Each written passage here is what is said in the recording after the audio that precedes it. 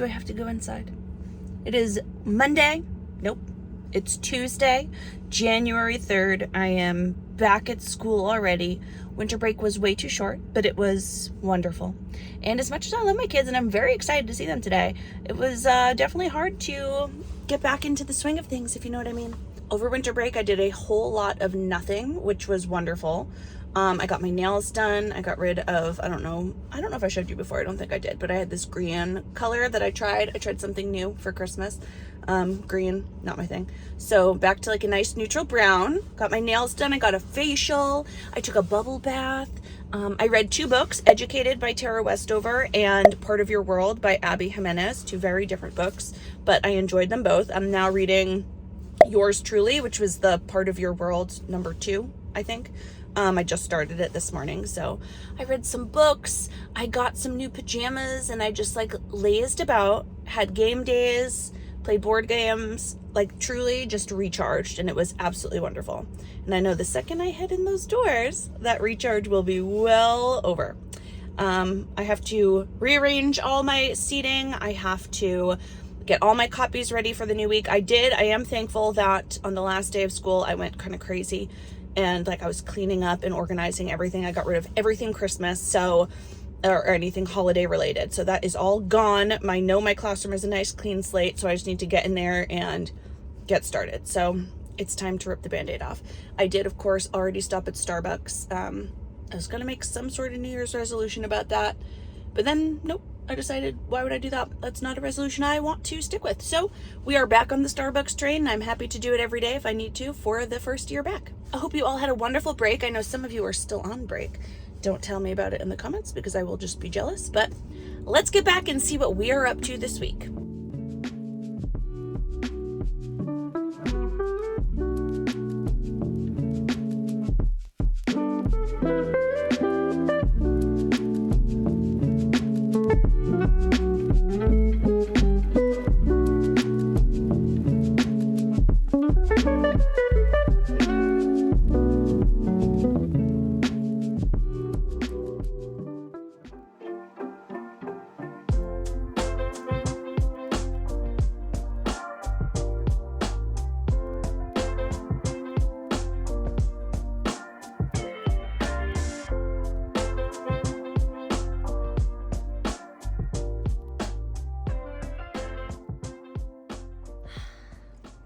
Good morning. I think the last time I saw you, it was Tuesday. We had just gotten back to school and I was probably putting some stuff away. And now fast forward, it is 2 days later. And that's just kind of how the week went. We went back right into the swing of things. It's remarkable how even after like 8 days off, you just come right back in and it's like you never left. And then we had, basketball practices every night from 7 to 8:15, after school clubs, all that fun stuff. So I thought I would take a little bit of time this morning and catch you up on what we've been doing this first week back, kind of what we're working on, how we're easing our way back into things. Actually, I wouldn't even say we're easing our way back in. We kind of just jumped right in. So let me show you what we're up to. All right, this is easiest when we go through the slides. I still need to change that to Thursday. That's a reminder for myself. But let's see, it says good morning. So they're gonna come in and play just like they normally do. We have our lunch choices. Our morning meeting we've been using to really set the stage for what are our rules and expectations in the classroom, just talking about some, logical consequences. If we do this, then what happens, and so on. So this is kind of how we're just setting the stage and getting back into the swing of things. And then I've been really reinforcing that throughout the day. So if we are, talking out, then I'm asking you to raise your hand again, or I will not respond to you until you have raised your hand, and so on. Just kind of going over it during our morning meeting. We have our morning message, and then yes, in phonics, we've been talking about the glued sounds. So I'll show you a little bit about what we've been doing there. It is Thursday, so our morning activity is just a nice little yoga break.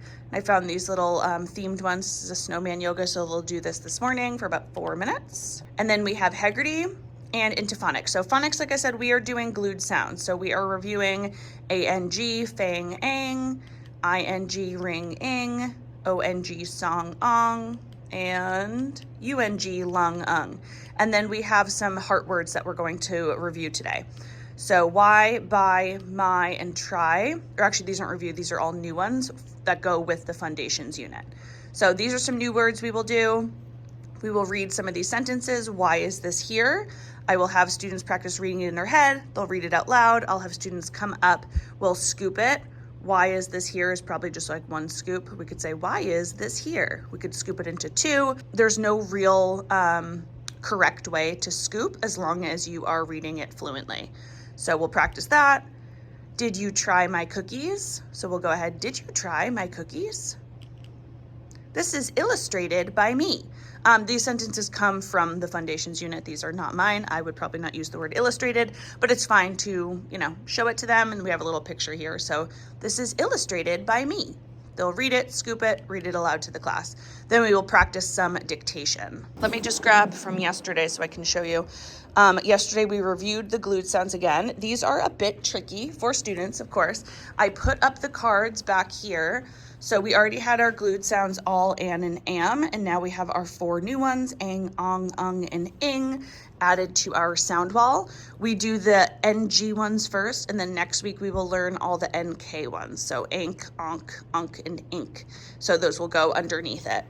But after we reviewed it and we practiced dictation together, I also had them play spin, say, spell. This is one of my favorite games for them to practice dictation. So they got with a partner in a colored pencil, and they would just spin, they would say the word aloud, gong, and then they would have to spell it. And then they just go back and forth until they fill up the grid. So they should each practice 5 different words here. So yeah, this week in Foundations, it's a lot of reading and writing those glued sound words, as well as learning some new heart words. And then we have snack and recess, of course. That's the same every day. We have been doing fairy tales. So we are back to our fairy tales unit, which we had done before. And then we kind of did with the gingerbread man during that last week. So here are the ones that are included in our unit. We have Cinderella, Stregonona, Paper Bag Princess, Princess and the Pea, and Sleeping Beauty. So we had read those not the week before break, but the week before that to introduce fairy tales. And now we're kind of going over some other ones. So on Tuesday, we read Little Red Riding Hood, and we talked about what elements of Little Red Riding Hood were real and what were fantasy, because there's, parts that are real. And then yesterday, we talked about the problem and solution of the Billy Goat's Gruff. And today we're going to compare and contrast some different fairy tales and talk about how there's many different versions of these fun classic fairy tales. And we're going to read the 3 Billy Goats Fluff. So we're going to read that, and then we're going to do a Venn diagram together. So this we'll do as a whole class. So since we're doing a Venn diagram together, I always, if you've watched my videos before, you know that usually during our independent reading time, they will respond to the text and then do a phonics activity in Seesaw. But because we're doing the activity together, they're going to do another phonics activity on their own. So this is an ing and ang sort. So they will get, this is from my word sorts unit. I'll link it down below. As always, anything I mention in these videos, I will link. But so there's ring, wing, hang, ring, king, sing, bang, fang. They will have to cut them out and glue them in the correct columns. They will write the columns themselves. They'll name it themselves. And then there's a little space above each one for them to actually practice writing the word as well. So they will cut and paste and sort them into the correct columns. Then they will go over to their reading centers. This is just something I put in Seesaw. It's 5 slides of this where they have to build the word gong. They have to build it correctly. And then the other 5 slides that are behind it, it'll have the same picture, and then it'll say gong 3 times, but they're spelled, only one is spelled correctly. So a little visual discrimination. So it might be like G-O-N, G-O-N-G, G-O, or G-A-N-G, and they have to circle the correct one. So just a little practice with 5 different glued sound words. In Win this week, students are doing for their independent another spin, say, spell, which is the game I just shared with you. But this is another, you can see 4 different words for glued sounds, but they're going to do it independently. So they just practice it 5 times. This is a sheet from another phonics pack. It looks like it says Humble Beginnings is the person who made this. Again, more glued sounds. For writing, they are just writing about their Christmas break in their journals down there. I have a little prompt for them here that says, this is what I did over Christmas break. And I have the words first, next, and last for them to use. In math, we are going into addition strategies within 20. So we already talked about counting on, and we talked about making 10. I'll share a little bit about that in a second. So for this game, we're just using 3 dice, and this is in my addition print and play pack. but it's down here. They'll grab 3 dice with their partner and they'll each grab a different color crayon. They will roll the 3 dice, add them together, find the sum, however they want, whatever strategy they want to use to do that. And then they will go ahead and color in the correct sum. They keep going until there's a winner. And then of course, buddy reading with their fluency folders and the books in their book bin at the end. It is now January, so we have a new Sully calendar. He's so cute there in his little snowy outfit. And then for math, here is one of my favorite number string activities. This is a warm-up. We always do a warm-up. We do a couple. Let me show you what it looks like. Now I have an entire bundle of these math warm-ups, and you can also buy them separately. So this is the number strings one. Each little pack is only about $2. And then you can buy them all together if you want, but sometimes there's just specific skills you want. So this number string is to teach students how to anchor the number 10, which is something we are working on. So I will tell my students, look over here, this is the number 10. We know because the whole tens frame is filled in. My students know this already. And then I say, if you know this is the number 10, what number is this over here? And they'll say 12. And I say, how did you know that so quickly? You didn't even count. And they'll be like, oh, because I see a 10 and 2 more, that's 12. Then we'll say, okay, what about this one? Here we have the number 10. What's this? And they say it quickly, 13. Again, giving me that same reasoning. Here's another one. Now for this one, some of my students, because we did this yesterday, this exact one. And so I'll say 10 and they'll say, oh, I see 10. And then I'm looking for them to also anchor that 5. Some of them know this is 6 right away, but others are like, oh, I have 1, 2, 3 5s. And then I have one more, which is also a great way to explain it. Here, I'm looking for students to tell me the whole number. By moving that 1 over there in their heads, and they're like, oh, this is 11. I just move 1 there, and I have 10 and 1. So again, we're anchoring that number 10. And these are number strings. They're called that because they just continuously build on one another to get to more abstract problems like this. So if 10 plus 0 is 10, 10 plus 1 is 11, 10 plus 2 is 12, 10 plus 3 is 13, what's 9 plus 3? And again, they're giving me that reasoning as they go. This is a fun addition warm-up that we have been doing a great job with, actually. I've been very impressed. In math, I'm gonna take you back here just to show you. In math, I told you we've been doing addition strategies within 20. So I've been using my addition unit to kind of go over the different strategies and teach students how to use them. The first one was just counting on. So I always teach students to put the bigger number in your head and then you can count on using your fingers. We've been doing that since we did addition within 10. I also show students that they can do the bigger number in their head and they could draw dots if they needed to go ahead and count on. So here, the bigger number is 15, so I'm gonna draw 2 dots, 1, 2, and then they would say 15, 16, 17. The answer is 17. And they would just continue to do that throughout here. So this was their independent practice. So I taught them how to do the strategy. We did it a bunch of times together, and then they did this sheet, and that was on Tuesday. Yesterday, we practiced making 10, which is always a tricky one. They do a great job on those number strings, like I said, and really getting to see the making 10, but when you have to put it into like paper and pencil, it's very tricky. So for this, we did 7 plus 5, and I would have them use 2 different colors. So they drew 7 circles in blue, let's say, and then they did 5 circles in red, 1, 2, 3, 4, 5. And we know that the answer is 12 because we're adults. So, but what I wanted them to see was what made 10 first. I want them to see that 7 plus 5 is the same as 10 plus 2. So let me just show you with an actual marker so you can see quickly. So we said, let's do 7 in blue. I don't remember if I said the colors exactly correct. And then I said, let's do the other 5 in red, just so we can see very easily the 2 different parts. And then we have what makes our 10. We made 10 first because we filled it in. And obviously, I just want to point this out. When I introduced this strategy, we had our tens frame boards over here, and we had our math kit, and we had cubes, and we literally did this. So we would have 7 up here, we would have 5 down here in cubes, and then we would say, okay, let's make our 10 first. So we moved the 3 up. 7 plus 5 is the same as 10 plus 2, because we would have moved them. And then this is just their independent part at the end where they tried to do this on their own. I just want to make that very clear. So we know we have 7, and then what's our other part to have made that 10? 3. 7 plus 3 is 10, and then 10 plus 2 equals 12. Our answer is 12. So easy. Haha. If you've taught this, you know I'm being sarcastic. But actually, all sarcasm aside, what's great is that my students did a great job doing it with the manipulatives and actually moving it, and they do a great job with the math talks. Again, putting it into that abstract paper and pencil, I'm happy to have my students practice it. If they don't master that, I'm not, super stressed about that, as long as they can see that flexibility with decomposing numbers. So just wanted to show you what we've been working on. So we did counting on and we did making 10. So today we're gonna work on doubles, and then tomorrow will be doubles plus 1. So this is actually from Polka Dots Please. Her name is Emily. I've met her. She's very, very sweet. And I saw this on TPT. It's called Math and Move. So we will open that, and it's basically just an interactive way to have students get up. They'll do like 2 plus 2. What does it equal? 4. And then they'll do like 4 push-ups or something. So it's like a fun little interactive way. I think my students will quickly master their doubles facts. Most of them already know them, so this is just a fun way to get them to do it. And then this was part of it, so this is their independent sheet that they will do.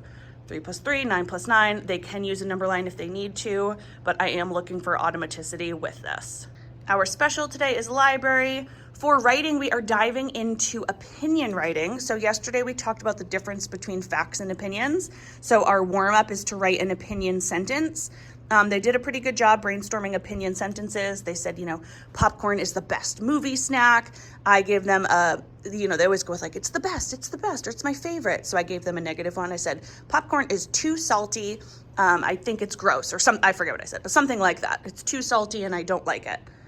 Just so they can see that there are negative opinions as well. I have to add the slide in, but also for writing, we talked about facts and opinions. So today we're going to play a little would you rather, and then we'll do a fact and opinion sort, but I need to get that ready for up there. And then in science, we actually started learning about light a while ago. I think I showed you we made these cool stained glass windows over here. So we talked about what opaque and transparent means. And then we watched a mystery science video yesterday, and we're gonna make our own little bat signals, or Superman signals. So I had these clear plastic lids, and then with Sharpie, they could draw a symbol on one side. We let them dry yesterday.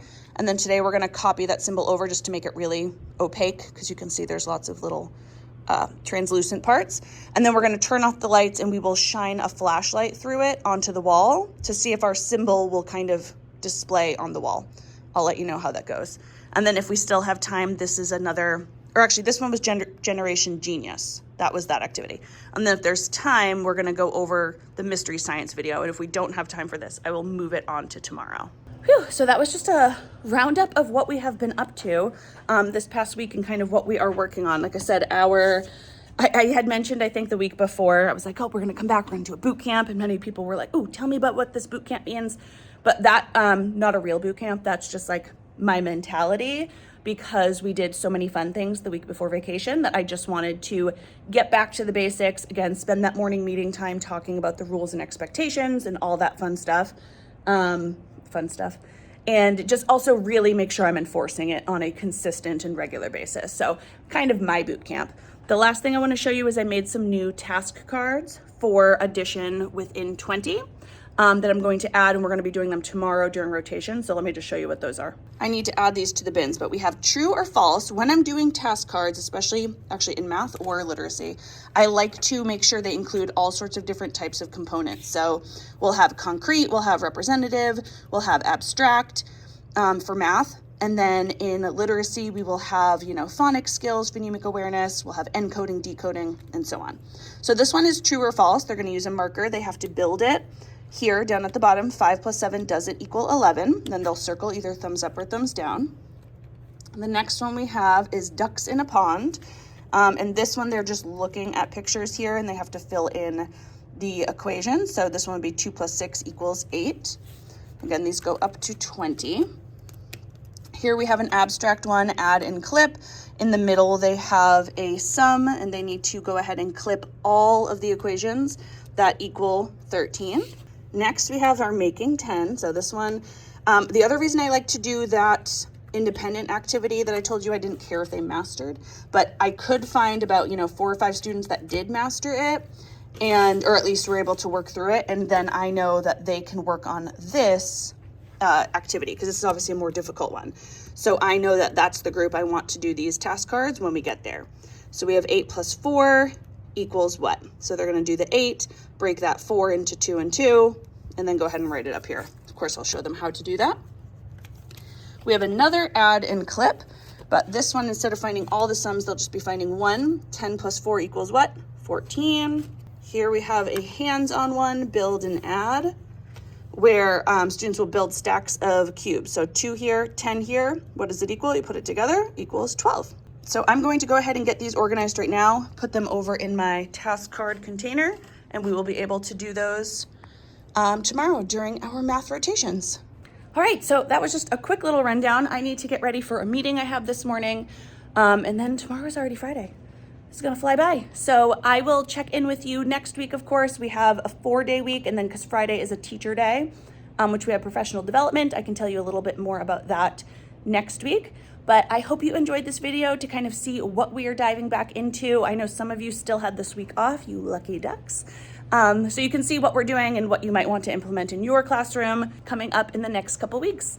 As always, I hope you enjoyed this video. If you did, please give me a thumbs up so I know. Make sure you are subscribed to my channel and click that bell. That way you're notified of every new video. One last thing before I go, I just remembered. I don't know if I shared this on Tuesday, but we did do our New Year's goals. And they're so cute. Look at my new bulletin board. There it is. I made my own little disco ball.